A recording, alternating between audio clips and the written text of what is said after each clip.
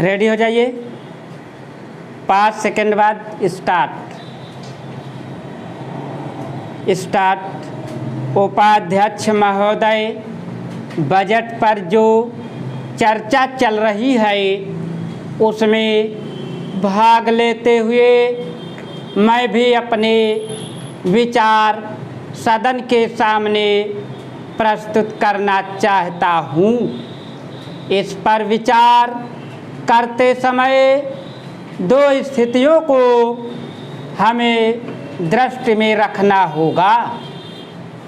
एक दृष्टि यह है कि किस स्थिति में हमारा देश गुजर रहा है, उसमें हमें क्या करना है, और दूसरी दृष्टि यह है कि भविष्य में देश को किस दिशा में ले जाना चाहते हैं। जब तक इन दोनों दृष्टिकोणों को सामने रखते हुए इस बजट को नहीं जांचेंगे, तब तक हम यह निर्णय नहीं कर पाएंगे कि यह जो बजट हमारे सामने रखा गया है वह देश की दृष्टि से उचित बजट है या नहीं।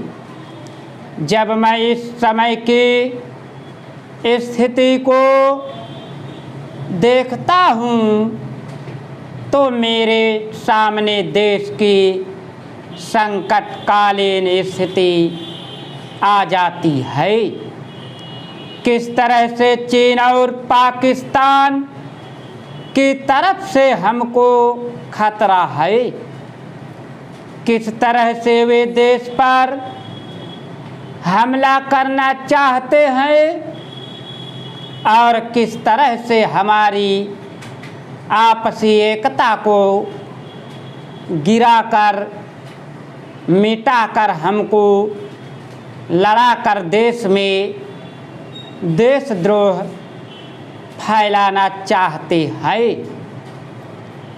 इसके साथ ही साथ जब मैं पिछले बजट को सामने रखता हूँ तो मुझे यह कहना पड़ता है कि आज का बजट चाहे जिस स्थिति में भी रखा गया हो, बहुत सुंदर बजट है।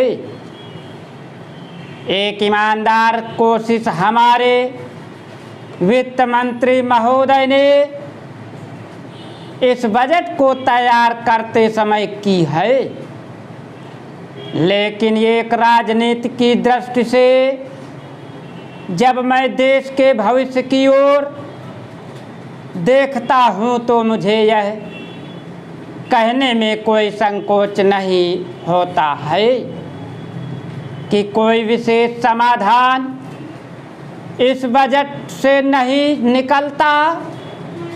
मैं जिस पार्टी से संबंध रखता हूँ उसका जो उद्देश्य है उसको सामने रखते हुए मैं यह कह सकता हूँ कि जो मेरे सामने आदर्श है वे सब आज ही पूरे नहीं हो सकते। हमारे वित्त मंत्री या हमारी सरकार आज ही सब कुछ नहीं कर सकती या स्वर्ग लाकर हमारे सामने खड़ा नहीं कर सकती, लेकिन फिर भी यह मैं अवश्य देखना चाहता हूँ कि हमारा देश आगे बढ़ रहा है या नहीं। जिस दिशा में हम आगे नहीं बढ़ रहे हैं उसे देखकर मुझे निराशा अवश्य होती है।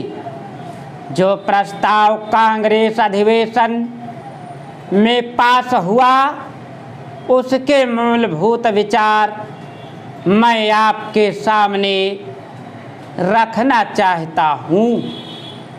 वहाँ हमने यह निश्चय किया था कि वर्तमान पंचवर्षीय योजना खत्म होने तक देश की जनता की ज़रूरत की चीज़ें पूरी कर दी जाएंगी। इस